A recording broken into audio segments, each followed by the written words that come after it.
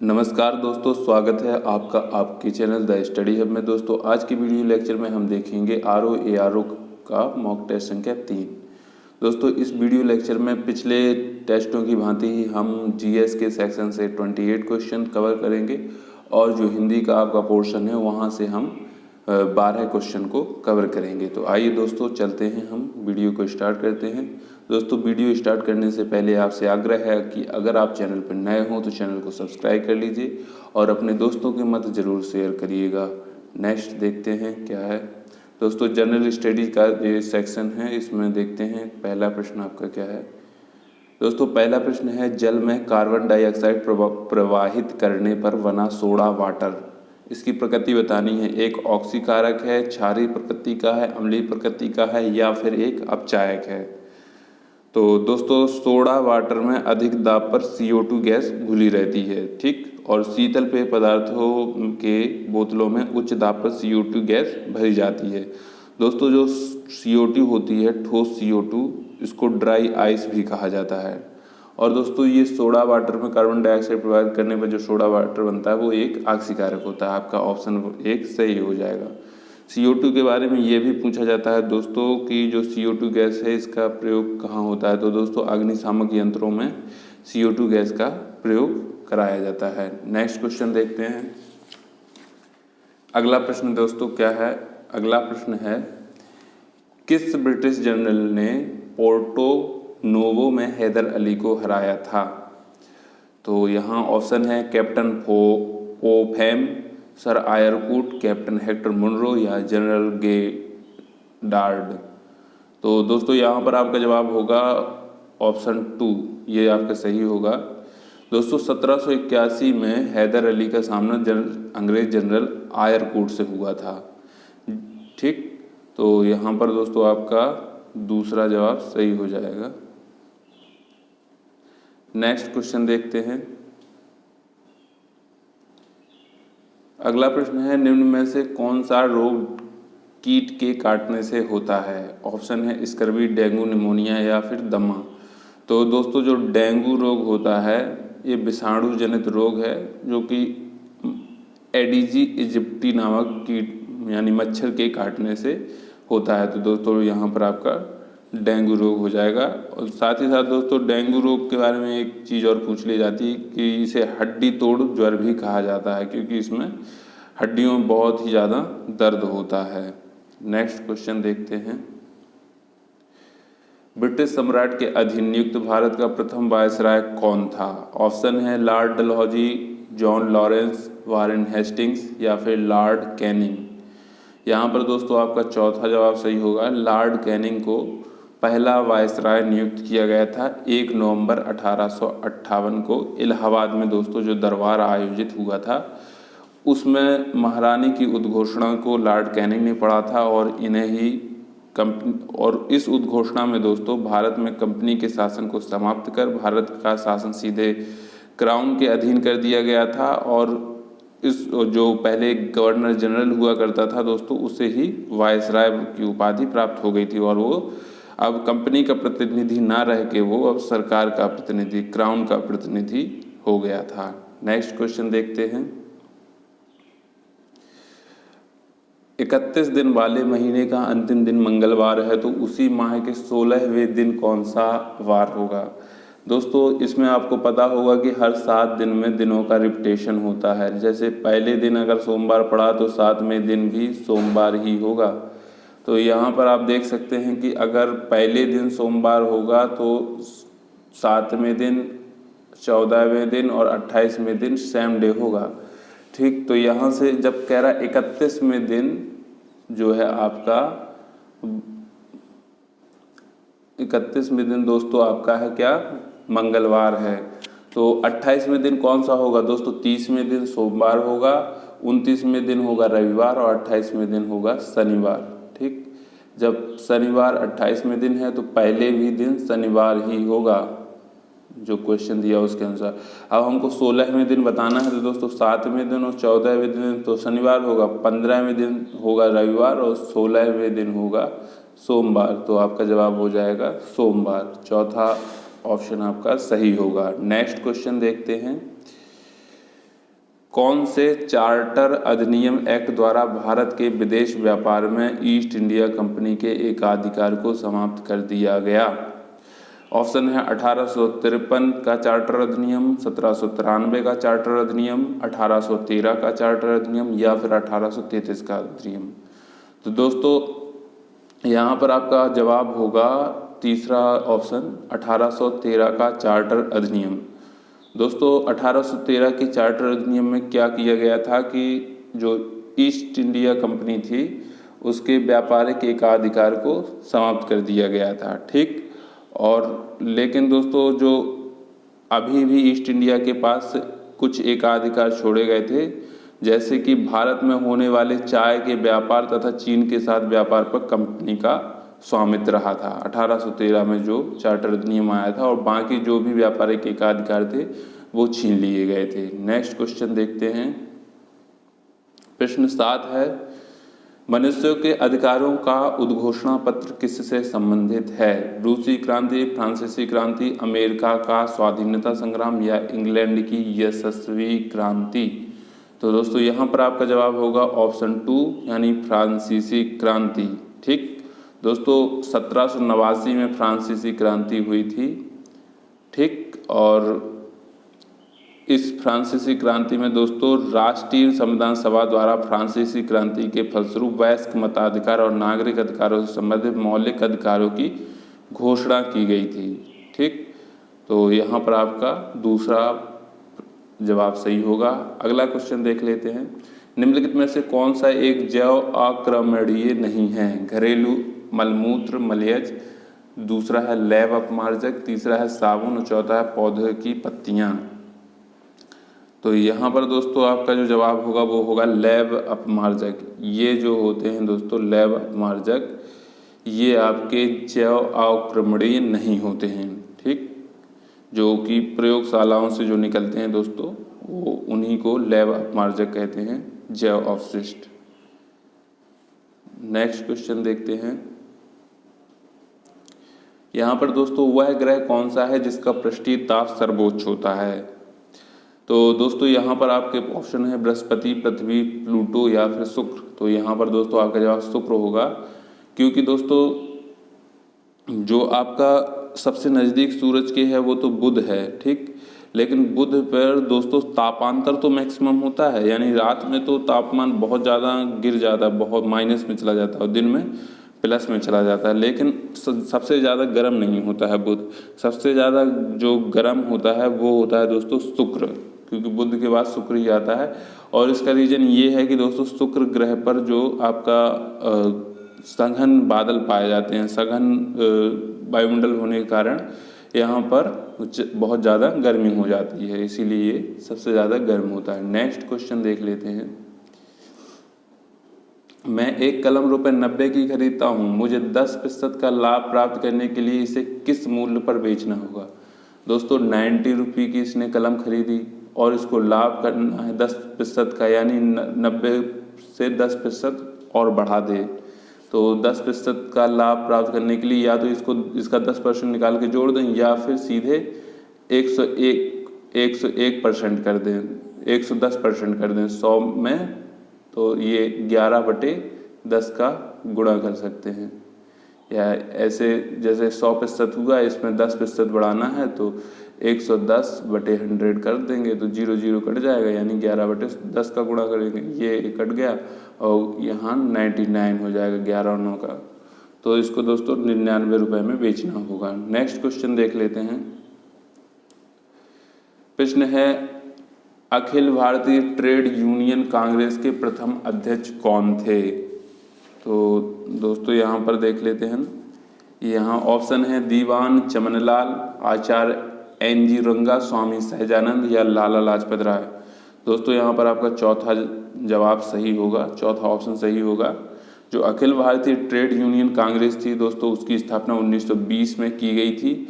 यह कांग्रेस के अंतर्गत श्रमिक आंदोलन से संबंधित संगठन था और लाला लाजपत राय इसके अध्यक्ष थे। अगला प्रश्न देखते हैं। दोस्तों यहाँ पर कथन और कारण वाला प्रश्न है, ध्यानपूर्वक आपको कथन देखना है, फिर उसके बाद कारण और फिर सही आपको जवाब चूज करना है। आपका कथन है पश्चिमी तट की तुलना में पूर्वी तट चक्रवातों द्वारा अधिक प्रभावित है। ठीक, और जो कारण बता रहा है, भारत का पूर्वी तट उत्तर पूर्वी व्यापारिक हवाओं की मेखला में पड़ता है। ठीक, पहले तो उसने कहा कि पूर्वी तट पर चक्रवात ज़्यादा आते हैं और रीजन में बताया कि वहाँ जो पूर्वी तट है वो उत्तर पूर्वी व्यापारिक हवाओं की मेखला में पड़ता है।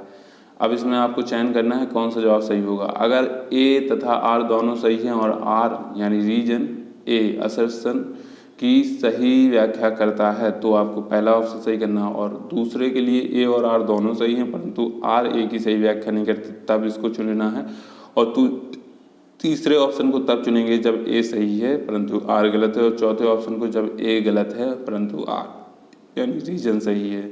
तो दोस्तों यहाँ पर आपका पहला ही जवाब सही होगा, क्योंकि जो पश्चिमी तट की तुलना में पूर्वी तटों पर चक्रवात ज़्यादा आते हैं। ठीक दोस्तों, जो चक्रवात होते हैं, चक्रवात के केंद्र में निम्न वायुदाब होता है। ठीक, और केंद्र के बाहर उच्च वायुदाब होता है। तो ये चक्रवात होते हैं आपके। और दोस्तों जो उत्तरी गोलार्ध में चक्रवात चलते हैं उनके जो परिक्रमण की दिशा होती है वो घड़ी की जो सुई चलती है उसकी विपरीत दिशा में ये परिक्रमण करते हैं, जबकि दक्षिणी गोलार्ध में जो चक्रवात चलते हैं वो घड़ी की सुइयों की दिशा में परिक्रमण करते हैं। और जो दूसरा आपका रीजन दिया गया था, भारत का पूर्वी तट उत्तर पूर्वी व्यापारिक हवाओं की मेखला में पड़ता है, ये भी सही है। यही कारण है कि दोस्तों पूर्वी तट पर अत्यधिक चक्रवात आते हैं। नेक्स्ट क्वेश्चन देखते हैं। प्रश्न है दोस्तों, आइंस्टीन को नोबेल पुरस्कार दिया गया था किस लिए? सापेक्षता के सिद्धांत के लिए, प्रकाश वैद्युत प्रभाव के सिद्धांत के लिए, विशिष्ट ऊष्मा के सिद्धांत के लिए, या बॉस आइंस्टीन सांख्यिकी के सिद्धांत के लिए? दोस्तों यहाँ पर दूसरा ऑप्शन सही होगा, इसलिए क्योंकि प्रकाश वैद्युत प्रभाव की खोज करने के लिए ही आइंस्टीन महोदय को नोबेल पुरस्कार से सम्मानित किया गया था। दोस्तों प्रकाश वैद्युत प्रभाव में क्या होता है, इस पर जब जो प्रकाश है, लाइट है, अगर किसी वस्तु या किसी धातु की सतह पर पड़ता है तो दोस्तों वो सतह से इलेक्ट्रॉन उत्सर्जित होने लगते हैं। तो ये प्रकाश वैद्युत प्रभाव होता है और इसी के कारण आइंस्टीन महोदय को नोबेल पुरस्कार से सम्मानित किया गया था। नेक्स्ट क्वेश्चन है दोस्तों, एक चालक में, चालक जो होता है यानी कंडक्टर, उसमें कोई चालन बैंड नहीं होता, वर्जित ऊर्जा अंतराल बहुत विस्तृत होता है, वर्जित ऊर्जा अंतराल बहुत संकुचित होता है, संयोजकता बैंड और चालन बैंड एक दूसरे पर अतिव्याप्ति करते हैं। तो दोस्तों आपका यही चौथा जवाब सही होगा, क्योंकि जो चालक होते हैं इसमें जो संयोजकता बैंड होता है और चालन बैंड होता है एक दूसरे पर अतिव्यापित रहते हैं, और उनमें बिल्कुल चालन बैंड और संयोजकता बैंड में बिल्कुल भी गैप नहीं रहता है। यहाँ पर जो ऊर्जा अंतराल रहता है वो बिल्कुल एक दूसरे पर जुड़े रहते हैं और एक दूसरे पर अतिव्यापित रहते हैं। नेक्स्ट क्वेश्चन देख लेते हैं। निम्नलिखित में से कौन सा असेंबली भाषा को मशीनी भाषा में परिवर्तित करता है? एल्गोरिथम, इंटरप्रेटर, कंपाइलर या असेंबलर? तो दोस्तों जो असेंबलर होता है उसका काम होता है असेंबली भाषा को मशीनी भाषा यानी कंप्यूटर की कार्यकारी जो भाषा होता है उसमें परिवर्तित करने का। ठीक, और दोस्तों परिवर्तन की यह प्रक्रिया को असेंबली या कोड असेंबलिंग कहा जाता है। तो यहाँ पर आपका चौथा जवाब सही हो जाएगा। अगला प्रश्न देखते हैं। लिखा है पेडोलॉजी किस वैज्ञानिक अध्ययन से संबंधित है? वायुमंडल, मिट्टी, प्रदूषक या फिर बीज? तो दोस्तों पेडोलॉजी माने कि मिट्टी का वैज्ञानिक तरीके से अध्ययन करना। अगर पूछा जाता पेडागॉगी, तो दोस्तों पेडागॉगी मतलब होता है शिक्षण शास्त्र, शिक्षा शास्त्र जो होता है उसे पेडागॉगी बोलते। पेडोलॉजी माने कि मिट्टी का वैज्ञानिक तरीके से अध्ययन करना। अगला क्वेश्चन है, निम्नलिखित तत्वों में से कौन सा तत्व इलेक्ट्रॉनों की हानि उठाने को सबसे अधिक प्रवृत्ति दर्शाता है? फ्लोरीन, लिथियम, ऑक्सीजन या जिंक? तो दोस्तों इलेक्ट्रॉन की हानि वही सबसे ज़्यादा जल्दी करते हैं जो मोस्ट धन विद्युतीय तत्व होते हैं, ज़्यादा जो जिनकी धनात्मकता होती है। जो क्षारीय धातुएं होती हैं दोस्तों वो अत्यधिक विद्युत धनात्मकता होती है और उनकी आयनीकरण ऊर्जा एकदम कम होती है, थोड़ा सा ही ऊर्जा पाकर आयनीकृत होकर वो तुरंत एक इलेक्ट्रॉन त्याग कर धनायन बना लेते हैं। तो दोस्तों जो लिथियम है ये सबसे ज़्यादा मोस्ट इलेक्ट्रोपॉजिटिव, मोस्ट विद्युत धनात्मक तत्व होता है। तो यहाँ पर दोस्तों आपका दूसरा जवाब सही हो जाएगा। नेक्स्ट क्वेश्चन देख लेते हैं। राम की आयु श्याम से 3 गुना है, 5 वर्ष के पश्चात श्याम की आयु राम की आयु से आधी होगी। श्याम की वर्तमान आयु बताना है। तो दोस्तों कह रहा है राम की आयु श्याम की आयु की 3 गुना है अभी, तो ये राम हो गए, ये श्याम हो गए। श्याम की आयु अभी x है तो राम की आयु 3x है, ठीक। और 5 साल बाद दोस्तों +5 इसमें भी हो जाएगा और x +5 इसमें भी हो जाएगा। कह रहा है कि 5 साल पश्चात श्याम की आयु राम की आयु से आधी होगी, ठीक। ये दोस्तों आधी है तो इसमें हम 2 से डिवाइड करेंगे या फिर इसमें 2 का गुणा कर देंगे, क्योंकि ये जो है श्याम की आयु आधी है तो हमें इक्वेशन बराबर करना है, तो राम की आयु में 2 से डिवाइड करें या श्याम की आयु में 2 का गुणा करें, ठीक। यहाँ दोस्तों 2x हो जाएगा, यहाँ 10 हो जाएगा। ये 2x इधर जाएगा तो यहाँ x बचेगा क्योंकि 3x से घटाएंगे, यहाँ 10 रहेगा और 5 इधर जाएगा तो यहाँ पर आपका 5। जो x है दोस्तों वो श्याम की आयु है और श्याम की वर्तमान आयु ही हमसे पूछी गई थी, तो 5 वर्ष यहाँ पर आपका सही जवाब हो जाएगा।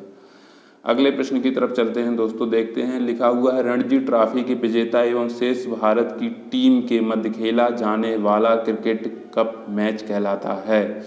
विजय हजारे ट्रॉफी, दिलीप, दोस्तों ये दिलीप ट्रॉफी है, दिलीप ट्रॉफी, या फिर तीसरा है देवधर ट्रॉफी या फिर ईरानी ट्रॉफी। तो दोस्तों यहाँ पर आपका जवाब चौथा सही होगा, क्योंकि ईरानी ट्रॉफी रणजी ट्रॉफी चैंपियंस और शेष भारत के बीच खेला जाता है। और दोस्तों इसकी शुरुआत 1959-60 में रणजी ट्रॉफी के 25 वर्ष पूरे होने पर की गई थी। इसका नामकरण दोस्तों दिवंगत ZR ईरानी के नाम पर किया गया, ईरानी ट्रॉफी का।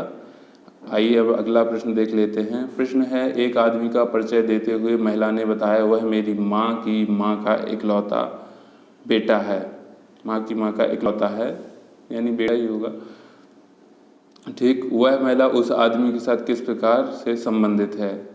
तो दोस्तों इस जो लेडी है इसकी माँ जो है मदर, उसकी मदर का इकलौता बेटा, तो यानी इसकी माँ का ये भाई ही हुआ ना। तो दोस्तों ये महिला इस व्यक्ति की भांजी लगी, ठीक। तो यहाँ पर आपका तीसरा जवाब सही हो जाएगा। अगला क्वेश्चन देख लेते हैं। राज्यसभा का सदस्य बनने के लिए न्यूनतम आयु चाहिए 35 वर्ष की आयु, 30 वर्ष की आयु, न्यूनतम आयु जो भारत के उपराष्ट्रपति के लिए वांछित है, या 25 वर्ष की आयु। तो दोस्तों राज्यसभा की अगर आपको सदस्यता लेनी है तो आपकी न्यूनतम आयु सीमा 30 वर्ष होनी चाहिए। दूसरा जवाब सही है। अगला प्रश्न देख लेते हैं। प्रधान घाटा किसके बराबर होता है? दोस्तों प्रधान घाटा जो होता है वो होता है आपका राजस्व घाटा माइनस ब्याज अदायगी, क्योंकि राजस्व घाटा की अगर हम बात करें तो ये होता है आपका प्रधान घाटा। प्रधान घाटे में दोस्तों ब्याज अदायगी आपको जोड़ देना पड़ता है, तो राजस्व घाटा आपका निकल के आता है। या फिर अगर जब प्रधान घाटे की बात करते हैं तो राजस्व घाटा से ब्याज अदायगी को घटा देंगे। अगला प्रश्न देख लेते हैं। ब्रिटिश शासन के अधीन भारतीय गरीबी और अर्थव्यवस्था पर दादा भाई नौरोजी द्वारा कौन सी पुस्तक लिखी गई थी? ऑप्शन है इंडियन इकोनॉमी, ये इकोनॉमी अंडर ब्रिटिश राज, ठीक। और दूसरा है ब्रिटिश रूल एंड इकोनॉमिक करेन ऑफ इंडिया। तीसरा है poverty and un British rule in India, economic drain and poverty of India. तो दोस्तों ये तीसरा जवाब आपका सही होगा, poverty and un British rule in India. दादा भाई नौरोजी ने पुस्तक लिखी थी। अगला प्रश्न देखते हैं। विश्व का सबसे गहरा महासागर कौन सा है? ऑप्शन आपके हैं प्रशांत महासागर, अटलांटिक महासागर, हिंद महासागर या फिर आर्कटिक। तो दोस्तों पहला ही आपका सही हो जाएगा, जो प्रशांत महासागर है दोस्तों विश्व का सबसे गहरा महासागर है। दोस्तों जो सबसे गहरा गर्त है वो भी प्रशांत महासागर में है, जिसे मेरियाना गर्त कहते हैं, और इसकी गहराई 11,033 मीटर है समुद्र तल से, ठीक। नेक्स्ट क्वेश्चन देखते हैं। पृथ्वी के कुल सतह क्षेत्र का लगभग कितने प्रतिशत भाग जलमंडल में शामिल है? तो दोस्तों करीब 3/4 जो भाग है वो जलमंडल के अधीन आता है। तो दोस्तों यहाँ पर आपका लगभग 70% भाग जो है वो जलमंडल के अधीन है। नेक्स्ट क्वेश्चन देख लेते हैं। अपनी धुरी पर पृथ्वी के घूर्णन की दिशा क्या है? तो दोस्तों अपनी धुरी पर पृथ्वी जो है वो पूरब से पश्चिम की ओर परिक्रमण करती रहती है और 23.5 अंश अक्षांश पर झुकी हुई भी है। नेक्स्ट क्वेश्चन देख लेते हैं। वायुमंडल की कौन सी परत बड़े जेट विमानों के लिए आदर्श उड़ान परिस्थितियों के हालात प्रदान करती है? मीजोस्फीयर, ट्रोपोस्फीयर या स्ट्रेप्टोस्फीयर या थर्मोस्फीयर?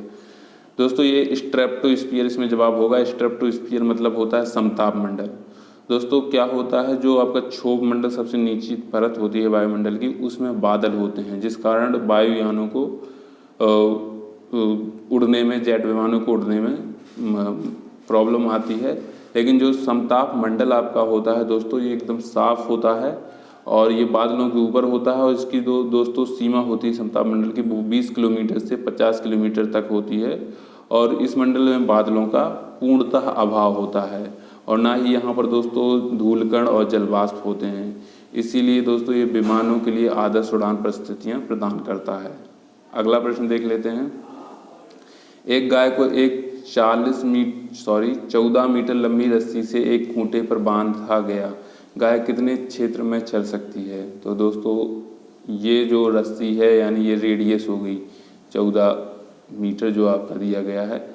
अब ये पूरा क्षेत्र इस गाय के द्वारा कवर किया जाएगा, यानी इसका हमको एरिया निकालना पड़ेगा। तो एरिया जो होगा वो होता है पाई आर स्क्वायर, यानी पाई 22/7 आर स्क्वायर मैंने 14 गुणे 14।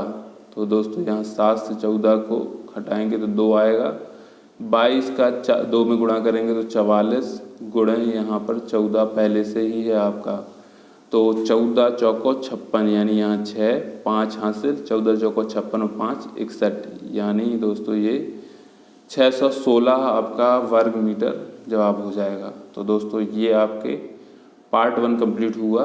पार्ट 2 देखेंगे हिंदी का सेक्शन, जल्दी से देख लेते हैं। सारे जो प्रश्न पूछे जाते हैं आरओ की प्रारंभिक परीक्षा में जिस टाइप के हिंदी में आते हैं, 2-2 प्रश्न यहाँ हमने ले लिए गए हैं सब टाइप के प्रश्नों के। जैसे पहला प्रश्न है 11वां शब्द किस प्रकार का संख्यावाचक विशेषण है? पूर्ण संख्यावाचक, अपूर्ण संख्यावाचक या क्रमवाचक या आवृत्ति सूचक? तो दोस्तों यहाँ पर तीसरा जवाब आपका सही होगा, क्रमवाचक संख्यावाचक है 11वां शब्द आपका।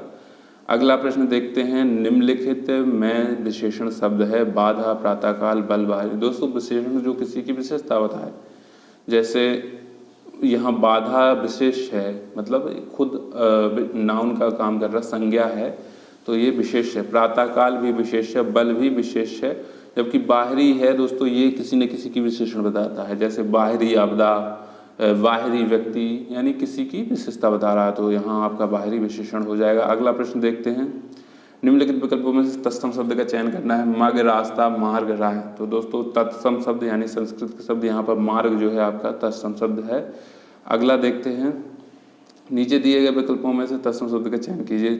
क्षुधा, निर्दोष, मूढ़ या जंघा। तो दोस्तों यहाँ क्षुधा माने कि भूख, ये जो है आपका तत्सम शब्द है। नेक्स्ट देख लेते हैं। यहाँ दोस्तों आपको लिखा हुआ है निम्नलिखित में से यहाँ अशुद्ध नहीं शुद्ध का वाक्य भाग का चयन करना है। 4 आपके पास ऑप्शन है, चारों को पढ़ेंगे फिर बताएं कौन सा शुद्ध है। वह आदमी जो आज आया है वह कल भी आया था, वह आज भी वह आदमी आया है जो कल भी आया था, जो कल आया था वह आदमी भी आज आया है, वह आदमी जो कल आया था आज भी आया है। तो दोस्तों यहाँ पर पार्ट 2 आपका सही होगा, वो आज भी वह आदमी आया है जो कल भी आया था। नेक्स्ट देखते हैं। नेक्स्ट क्वेश्चन दोस्तों कहता है शुद्ध वर्तनी का चयन करना है, उद्दंड की वर्तनी बतानी है। तो दोस्तों जो आपका चौथे पार्ट में लिखा है उद्दंड, इसको 1-2 बार आप लिख के प्रैक्टिस कर लीजिए, यही उद्दंड की शुद्ध वर्तनी होती है। अगला प्रश्न है नीचे दिए गए विकल्पों में से पर्यायवाची शब्द का चयन करना है। आपको रात्रि का पर्यायवाची यहाँ पर बताना है। क्षमा, तमीचर, अम्मा या विभावरी। तो दोस्तों यहाँ पर आपका चौथा ऑप्शन सही हो जाएगा, रात्रि का पर्यायवाची विभावरी। अगला प्रश्न देख लेते हैं। नीचे दिए गए विकल्पों में से पर्यायवाची शब्द चुने। तरणी का पर्यायवाची बताना है। सूर, नाव, युवती, नदी। तो दोस्तों तरणी का होता है नाव।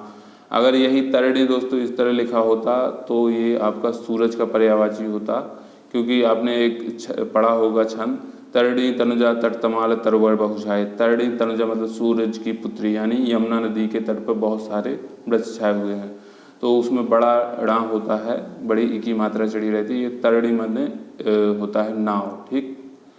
अगला प्रश्न देखते हैं। प्रश्न है दोस्तों, निम्नलिखित में से आपको चार विकल्प दिए गए हैं, आपको सटीक विलोम शब्द का चयन करना है। सज्जन का, गिरवर, क्रूर, खल, साध्य। सज्जन मतलब जो अच्छा व्यक्ति हो, खल जो मतलब दुष्ट होता है।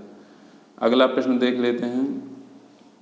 प्रश्न है, गांधी जी के अनुसार अत्याचार का उत्तर, यहाँ आपको विलोम शब्द भरना है। तो नमस्कार, आचार, शिष्टाचार या सदाचार। सदाचार होगा दोस्तों। गांधी जी के अनुसार अत्याचार का उत्तर सदाचार से ही देना ही मनुष्यता है। अगला प्रश्न देख लेते हैं। रक्त से, यहाँ एक शब्द का चयन करना है। रक्त से सना हुआ के लिए क्या शब्द होगा? रक्तिम, रक्ताभ, रक्ताक्त या रक्तस्राव। तो दोस्तों आप खुद इस प्रश्न का जवाब दीजिएगा, फिर इसके बाद मैं बताता हूँ। दोस्तों इसका जो सही जवाब होगा वो आपका तीसरा सही होगा, रक्ताक्त। ठीक, अगला प्रश्न देख लेते हैं। जो किसी का हित चाहता हो उसे क्या, उसके लिए एक शब्द क्या आएगा? हितकारी, अहितकारी, हितैषी या हितभाषी। जो दोस्तों दूसरों का हित चाहता हो उससे कहते हैं हितैषी, यानी आपका तीसरा सही होगा। तो दोस्तों ये आपका मॉक टेस्ट तीसरा यहाँ कंप्लीट हो जाता है। वीडियो देखने के लिए आपका बहुत बहुत धन्यवाद, और नेक्स्ट वीडियो लेक्चर में दोस्तों हम फिर से मिलेंगे। तब तक के लिए जय हिंद, जय भारत।